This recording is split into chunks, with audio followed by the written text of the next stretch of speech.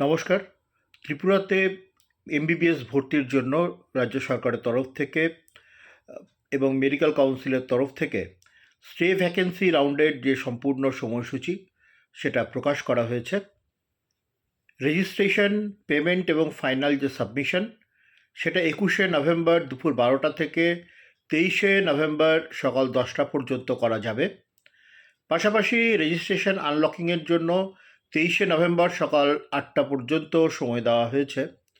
ভুল ত্রুটি যদি কিছু হয়ে থাকে তার সংশোধনের জন্য ২৩শে নভেম্বর দুপুর ১২টা পর্যন্ত ছাত্রছাত্রীরা সময় পাবেন। মেরিট লিস্ট ২৩শে নভেম্বরই প্রকাশ করা হবে। ২৪শে নভেম্বর অ্যালটমেন্ট রেজাল্ট, সেই অ্যালটমেন্ট রেজাল্ট প্রকাশিত হবে।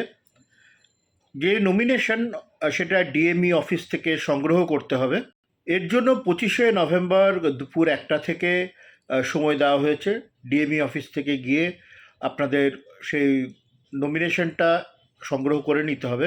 এক্ষেত্রে আপনারা ২৭ তারিখ বিকেল ৫টা পর্যন্ত সময় পাবেন এই নমিনেশনটা সংগ্রহ করবার জন্য।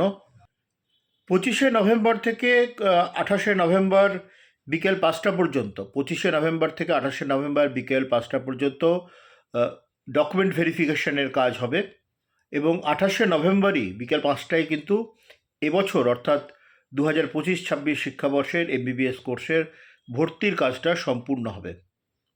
তাই বিস্তারিত জানতে আপনারা সরাসরি আমাদের ত্রিপুরা শান্তিনিকেতন মেডিকেল কলেজ এবং হসপিটালে এসে যোগাযোগ করুন।